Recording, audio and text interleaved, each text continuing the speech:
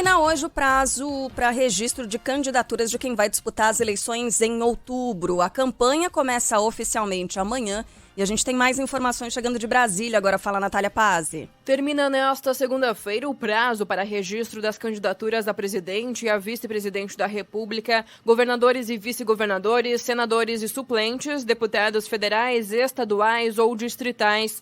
Já na terça inicia a propaganda eleitoral dos candidatos. Assim ficam liberadas as divulgações na internet por alto-falantes, além de carreatas e passeatas. Esse período de propaganda é permitido até a véspera do primeiro turno das eleições, ou seja, 1º de outubro.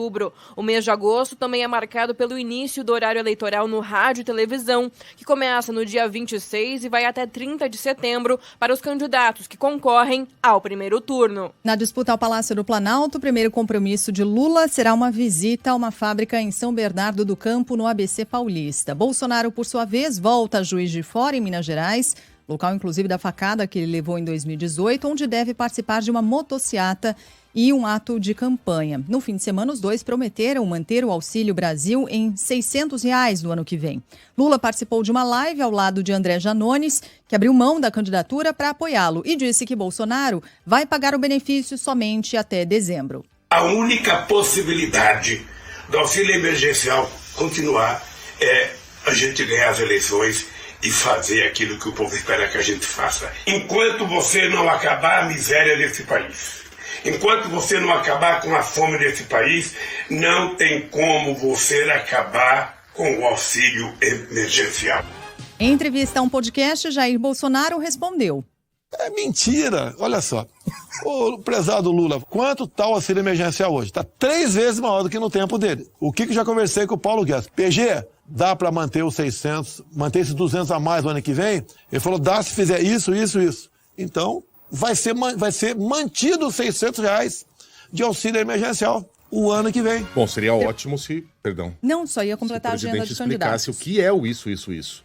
Né? Como que a gente vai manter esse auxílio emergencial em R$600 e exatamente quais outros setores sofrerão cortes. Mas é interessante que os dois tenham escolhido lugares muito simbólicos, né, para iniciar essa campanha de 2022. Lula em uma fábrica em São Bernardo do Campo, no ABC Paulista, sua origem política, e Jair Bolsonaro na cidade que foi palco naquele momento tão decisivo da campanha de 2018, a facada covarde, né, perpetrada por Adélio Bispo.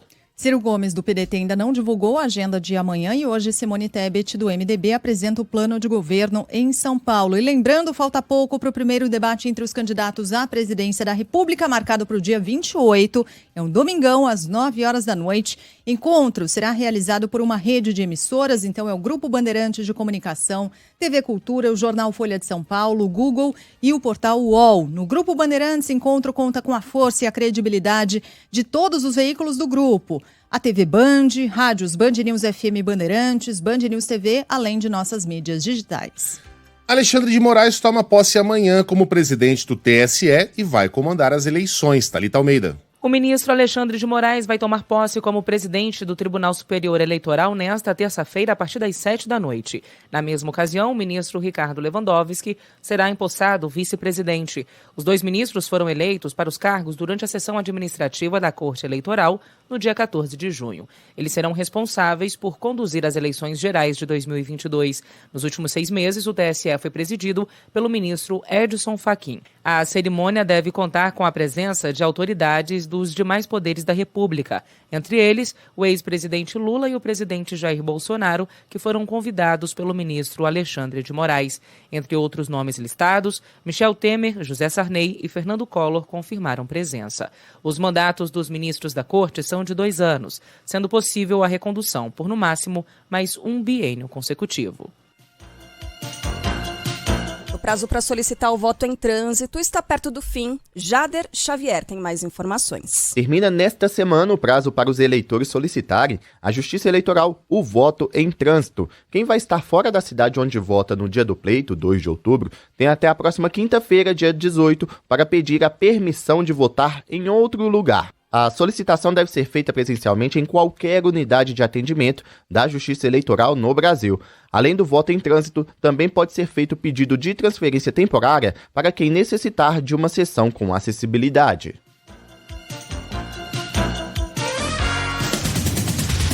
Outros destaques de hoje, áudios e vídeos obtidos pela Polícia Federal revelam um grande esquema montado para a fuga de um dos bandidos mais perigosos do Brasil. A gente falou disso na semana passada e outros detalhes surgiram ao longo desse fim de semana. Na semana passada, a Polícia Federal frustrou um plano envolvendo detentos e advogados para resgatar Marco William Erbas Camacho, Marcola, chefe do PCC. As investigações apontam que os envolvidos utilizavam conversas em códigos dentro da penitenciária de Brasília, segundo reportagem do Fantástico. Em uma dessas conversas, a advogada Cássia Assis fala com Edmar dos Santos, integrante do PCC. Sua família pediu para eu vir até aqui conversar com você. Pretendo direcionar alguns pedidos para a instância superior, seja para o STJ, seja para o STF, para já colocar em andamento. Conversei com a sua esposa, ela me disse que o doutor Armando já protocolou os pedidos. Família, segundo a Polícia Federal, seria a organização criminosa e os códigos STF e STJ significam planos de fuga. O advogado Armando, que é citado no áudio, também não existe. É mais um código, de acordo com a Polícia Federal. Numa outra conversa, Marcola fala com a esposa Cíntia Giglioli e cita exatamente esses mesmos códigos. Eu queria um favor, doutor Bruno, sabe? O que eu estou pedindo faz 3 meses para ele, com um advogado que cuida de instâncias superiores, e ele não me dá nenhuma resposta sobre se o cara vai vir aqui me requisitar ou não, entendeu? Ah, tá. Então eu gostaria muito que quando ele viesse aqui, ele viesse com a resposta já se o cara vai vir ou não vai, porque aí eu contrato o outro, entendeu? Mas pra quê? Pra STF, STJ, essas coisas, entendeu? E se o cara vir, eu não vai vir. Se ele não vai, fala logo que não vai, tá. Que pelo menos eu contrato da pessoa, entendeu? Num outro trecho, ele fala que vai lutar para deixar a cadeia. Enquanto eu tiver vida, estiver respirando, você pode ter certeza que eu vou estar lutando para sair daqui, entendeu? Então tá bom, é isso que eu queria escutar de você. Você não...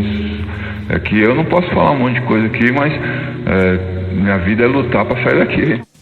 Bom, pegando todos os códigos usados nessas conversas, fica claro, de acordo com a investigação da Polícia Federal, que seriam 3 planos diferentes para a realização dessa fuga, com graus diferentes aí de complexidade e de violência também. As investigações apontam que o plano STF se refere a uma tomada violenta da penitenciária de Brasília, onde Marcola estava preso. Em março, o líder do PCC foi transferido para o Presídio Federal de Porto Velho, em Rondônia.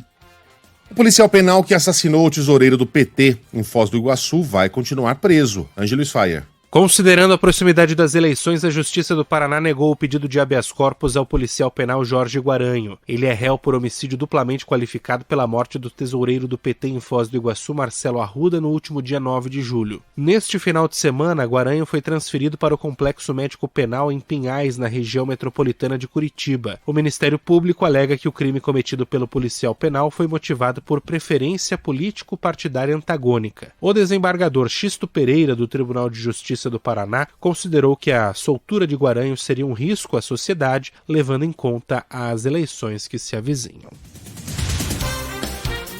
Em São Paulo, a Polícia Civil ainda procura pelo suspeito que atropelou e matou um jovem depois de uma discussão na Zona Sul. Foi no último sábado, perto de uma casa noturna no bairro do Itaim Bibi, e foi registrado por câmeras de segurança. Quem acompanha a nossa transmissão pelo YouTube neste momento está assistindo aí a um dos carros manobrando ali, teria sido justamente por isso, né? Por causa de uma espécie de fechada ali no trânsito, um carro atrapalhava o outro na saída, e aí depois dessa discussão, o motorista atropela a vítima e depois de uma manobra atropela mais uma vez essa vítima que acabou infelizmente morrendo ainda no local. Fernando Palomino estava na saída do estacionamento quando esse motorista de um carro de luxo passou a ofendê-los. E aí o Fernando saiu do carro para conversar e foi atropelado por Gustavo dos Santos Soares.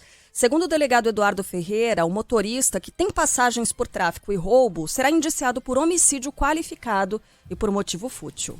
Ele está sendo indiciado e a prisão foi decretada por homicídio qualificado, que é aquele que é feito a traição, a emboscada ou qualquer outro recurso que dificulte ou torne impossível a defesa da vítima. Dá para ver pelas imagens que a vítima acho que nem esperava que ele ia passar com o carro em cima dele, né? Foi muito rápido, ele simplesmente arremessou o carro em cima do jovem e acabou, infelizmente, tirando a vida dessa pessoa. Em entrevista à Band, um tio de Fernando, que não quis se identificar, disse que ainda não acredita no que aconteceu. Sobrinho é filho, né? Então quando você vê uma cena dessa, te tira o chão, né? Você não acredita, né? As pessoas hoje não têm mais amor por ninguém, né? É tudo muito fútil, é tudo vira em torno de... né? A vida não vale mais nada. Ainda em São Paulo, o policial que matou o lutador Leandro Lô foi a uma boate e a um motel logo depois do crime. O Lucas Belotti tem os detalhes. Imagens de câmeras de segurança mostram que o policial militar que matou o lutador Leandro Lô foi uma boate logo depois do assassinato. Segundo os investigadores, o PM Henrique Otávio de Oliveira Veloso gastou mais de R$ 1.500 no local, saiu com uma garota de programa e terminou a madrugada em um motel. A boate fica a cerca de 2 quilômetros do Clube Sírio, na zona sul de São Paulo, onde o crime aconteceu há pouco mais de uma semana. O policial segue detido no presídio militar Romão Gomes por homicídio doloso por motivo fútil. A gente falava que é bem provável que esse assassino estivesse tentando forjar um álibi para si próprio ao frequentar a boate e depois o motel, mas já que estava lá não se furtou a se divertir bastante, né? Gastou R$ 1.500. Muita bebida e estava armado, né? Dá para perceber ali no momento em que ele ajeita, né, a arma ali na cintura, na porta dessa casa mais noturna. Bebida, né, Carla? Além da que já havia consumido no show no Clube Sírio, né? Se divertiu bastante ali, instantes depois de assassinar um homem a queima-roupa. Nesse fim de semana, o advogado dele, do tenente, falou com a imprensa, né? E assim, com todo respeito, a gente respeita demais todas as profissões, respeita demais os advogados e o direito, mas é difícil, né? Algumas vezes a gente seguir a mesma linha de raciocínio que os advogados seguem, a mesma lógica, se é que tem lógica ou se é jogar pra galera mesmo, ou tentar de alguma forma um se colar, colou. Porque o que o advogado dele, o Cláudio Daledoni, diz é que o PM atirou porque ele estava cercado por 6 lutadores e fez isso para se defender. O que contradiz todas as falas de todas as testemunhas que estavam ali presentes, de que esse policial militar, ele foi imobilizado no chão, depois ele foi solto, né? Ele foi solto pelo lutador. De fato, havia outros lutadores ali no entorno e o próprio PM também é especializado em lutas e em defesa pessoal. Ele dá aulas de defesa pessoal, né? Dava. E atirou porque estava cercado por 6 lutadores, né? É uma linha difícil de seguir. Tem um outro ponto também, que agora a família do Leandro Lô, que é um multicampeão, né, de jiu-jitsu, ela está bem revoltada, que é o seguinte: as redes sociais desse tenente, elas foram reativadas. Isso. Porque a família defende de alguma forma que foi, sim, defesa, legítima defesa, esse caso. Isso está revoltando demais, né? A família do Leandro Lô. Com toda razão, a gente consegue aí sim entender, né, o porquê de toda essa revolta. E aí o que a gente percebe também é um outro fenômeno esquisitíssimo de aumento de seguidores em redes sociais para esse tipo de gente que ganha notoriedade por praticar crimes. É esquisito isso, né? Demais. É um tipo de curiosidade mórbida aí por parte de usuários das redes. Você pode argumentar que algumas pessoas vão lá e seguem esse sujeito porque estão em busca de um jornalista, por exemplo, eventuais informações sobre o que vai ser publicado ali na defesa dele. Enfim, gente que está diretamente interessada no caso, mas tem muita gente que vai lá por esse tipo de curiosidade mesmo. Mórbida, difícil de entender. Tem razão, Carla. Tem um ouvinte aqui que mandou mensagem pra gente, alertando exatamente para isso, o Diego Buozzi, falando: olha, o assassino do Leandro Lô está usando o Instagram de dentro da cadeia da Polícia Militar.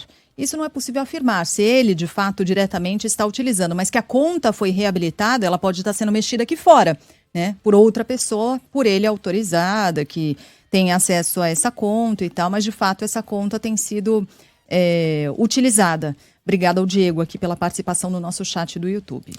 No Rio de Janeiro, jovens que saíram de casa para ir a um shopping estão desaparecidos. Gabriela Souza. Familiares dos 5 jovens desaparecidos em Nova Iguaçu, na Baixada Fluminense, suspeitam que eles tenham sido sequestrados. Matheus Costa da Silva, Douglas dos Santos, Adriel Andrade e Jonathan Aleph Gomes foram vistos pela última vez na sexta-feira, quando pediram um carro por aplicativo para ir ao shopping. Testemunhas contaram aos parentes que o grupo de amigos teria sido interceptado no caminho por criminosos encapuzados e armados com fuzis, como conta Everson da Silva, pai de Matheus. Eles saíram, se reuniram, os amigos de infância, para ir no shopping, e quando foram interceptados por homens de preto, com fuzil, tiraram eles do Uber, botaram eles no chão e sumiram com eles. Uma denúncia anônima chegou para as famílias dos jovens informando que eles teriam sido mortos e que os corpos estariam em terreno dominado por milicianos.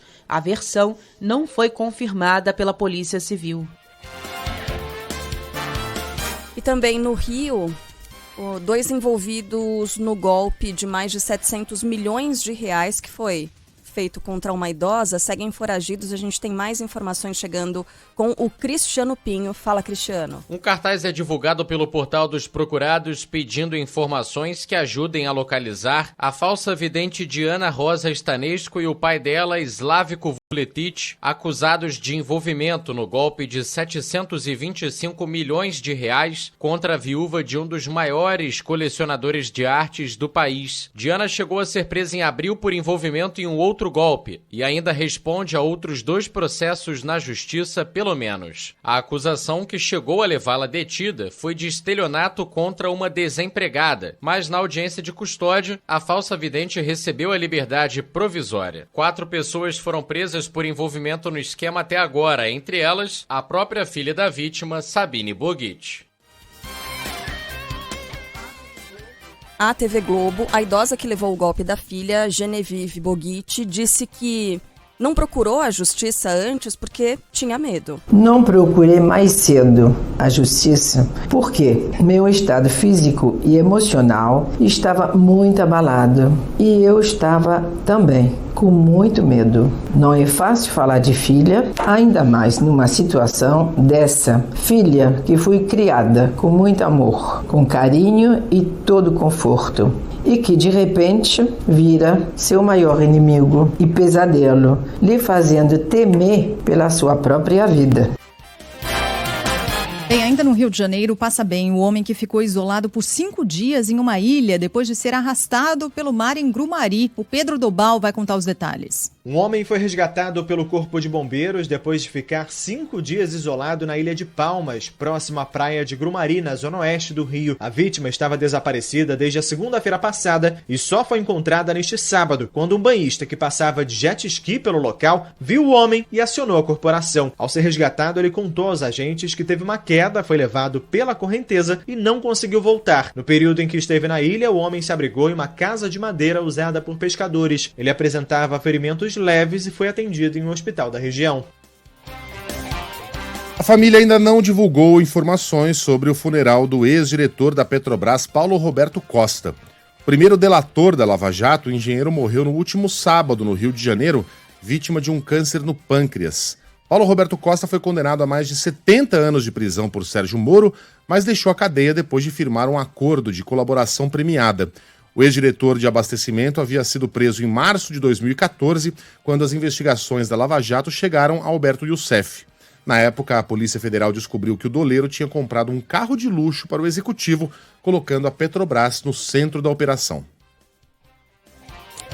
Bom, hoje a gente tem uma pessoa aqui no estúdio que tá de celular novo, ganhou de Dia dos Pais. Caramba, é isso mesmo? o pessoal lá ficou maluco, achei que eu fosse ganhar uma camisa ou coisa parecida e ganhar um celular. Que maravilha, o gerente ficou maluco? O gerente ficou maluco. Mas também o último tava em petição de miséria, né? Ele já não tirava mais fotos, já não fazia mais vídeos.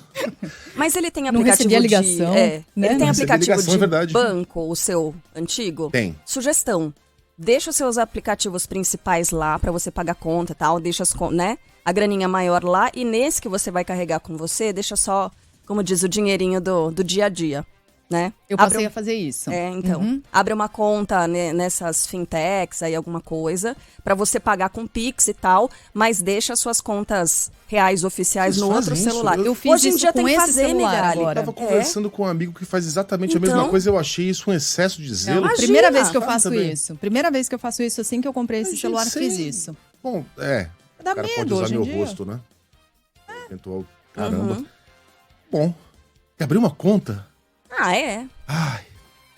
Parece, a gente vai começar a fazer propaganda de... Hoje em dia é super fácil, você entra na Com internet... apenas um clique, você já consegue fazer uma transferência. Diz que vou ter que fazer isso também. Gente, que vida complicada. Bom, mas por que a gente tá falando sobre isso, Dia dos Pais, celular de Megali de celular novo? É porque o 5G vai chegar a 3 capitais, mais 3 capitais, né, a partir de amanhã. Fala aí, Léo Souza. Salvador, Goiânia e Curitiba passam a receber, a partir de amanhã, o sinal 5G. Para ter acesso à 5ª geração de internet, basta ter um aparelho compatível. De acordo com a Anatel, atualmente existem no Brasil 81 modelos de celulares aptos. A previsão da agência reguladora é de que até o final de setembro, todas as capitais recebam a tecnologia. São Paulo, Brasília, Belo Horizonte, Porto Alegre e João Pessoa já estão com cobertura de 5G. Eu tô verdadeiramente encantado com... Olha pra cá, Sheila. Com a tecnologia. Minha filha, a tecnologia hoje faz cada coisa que você não acredita. Eu consigo tirar uma foto, por exemplo, da Sheila, eliminando o fundo. Olha, Megali, mas isso já dava no incredible. Não dava. Dava. Olha aqui a foto que eu tirei da Sheila, agora vocês estão vendo? Mas ficou legal. Nossa, tá a cara da Anitta nessa foto, Sheila. Da Anitta? Olha ali. Pra quem não, Não tá, tá no, mostrando pra quem não tá a no língua, YouTube, Faltam glúteos, né? aparece- Mas o resto... aparece só a Sheila mostrando a língua e todo o resto, todo o fundo é eliminado. Minha filha, a tecnologia faz cada coisa hoje em dia. Né? Eu não sei mais o que eles vão inventar. Ai, tio Megali. Depois vocês me ensinam a mexer aqui, tá? Bom. Vamos em frente? Vamos em frente. Depois de um atraso, o Ministério da Educação prorroga o prazo para comprovação de informações do ProUni. Fala, Yumi Cuano. Começa hoje e vai até o dia 24 o prazo para que estudantes selecionados no ProUni apresentem a documentação que comprove as informações prestadas no momento da inscrição. O prazo foi estendido após o atraso do Ministério da Educação em divulgar os dados do programa. A matrícula é para os aprovados na primeira chamada do processo seletivo de forma virtual ou presencial. Com a mudança, o resultado da segunda chamada estará disponível no dia 29 de agosto. O ProUni oferece bolsas de estudo integrais e parciais em instituições particulares de ensino superior. Aqui sou eu ontem testando a câmera lenta do celular, que depois eu fiquei sabendo que o meu antigo também tinha. Eu acabei me filmando do avesso, tá? É muito tiozão, né, cara? Olha lá. Cadê a câmera? Ah, tá. Olha lá, blu, blu, blu, blu, fazendo um blu, blu, blu, blu, blu, blu, blu. Camisa de São Paulo, né? Porque foi depois do jogo. Tô encantado. Bom, parlamentares americanos estão em Taiwan para reuniões com autoridades poucos dias depois da escalada de tensão com a China devido à visita surpresa de Nancy Pelosi. Arthur Queiroz. Até esta terça-feira, a delegação de parlamentares dos Estados Unidos que chegou a Taiwan vai participar de reuniões com a presidente Tsai Ing-wen. Na pauta do encontro com 5 senadores e deputados americanos, as relações do país com a ilha, segurança regional, comércio e investimento. Enquanto isso, o governo da China segue com os exercícios militares ao redor da ilha, iniciado há 12 dias, poucas horas depois da visita não anunciada da presidente da Câmara dos Estados Unidos, Nancy Pelosi, à ilha, que fica em um território reivindicado por Pequim. Que acabou a trilha. Bom, a gente trazendo os destaques internacionais. O Megali tá tipo criança. Quando leva o brinquedo pra escola, brinquedo novo pra escola, e a gente tá aqui, né? Todo desfocado, olhando. Aí um ouvinte, Megali, final de telefone, não assinou.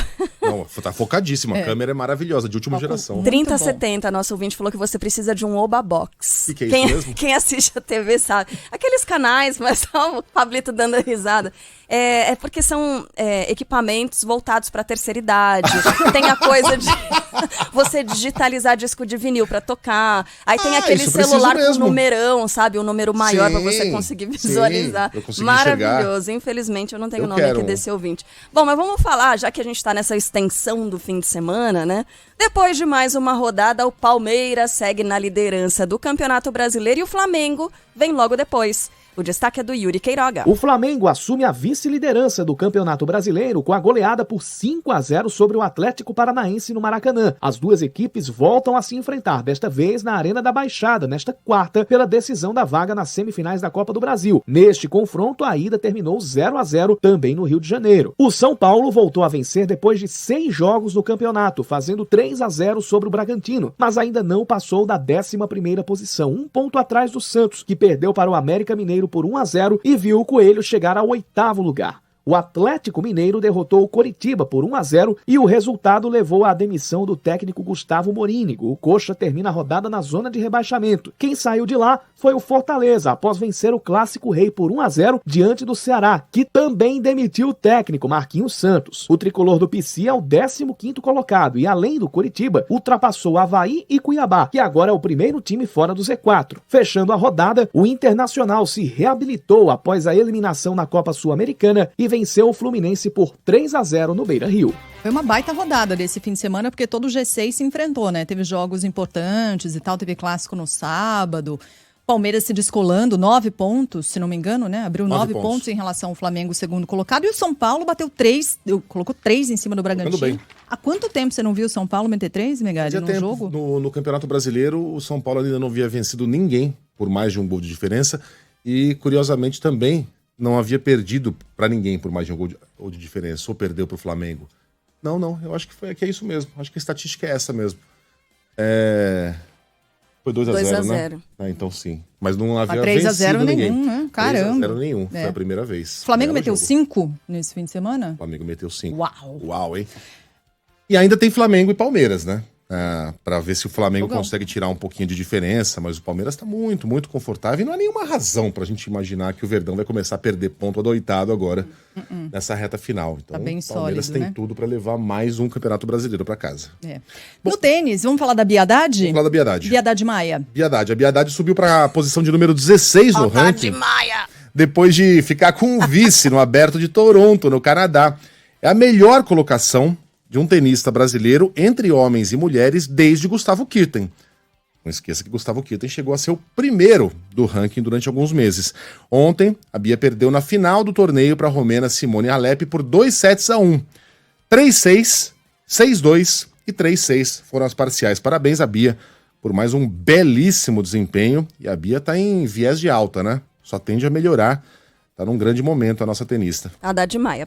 O Robson Ramos mandou mensagem e falou: Megali, o São Paulo ganhou de 4-0 do Atlético Paranaense na primeira rodada. É verdade. Na primeira rodada começou faz muito tempo, bem. Robson. Faz muito tempo. Muito Valeu, tempo Robson. isso. Bom, no skate, a fadinha Raíssa Leal se tornou skatista com mais vitórias em etapas do circuito mundial no street. Ontem ela venceu de novo, agora em Seattle, nos Estados Unidos. E o triunfo, mais uma vez, veio na última manobra, o que fez com que ela ultrapassasse Paloma Rosa. A diferença entre as duas foi de apenas 1 ponto. A próxima etapa do circuito mundial será em Las Vegas, nos dias 8 e 9 de outubro.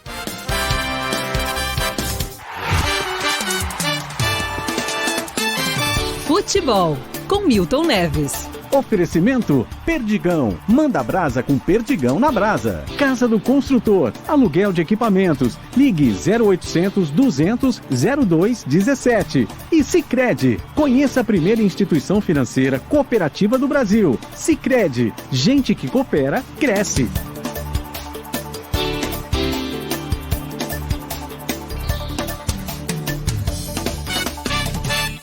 Fala, Milton, bom dia.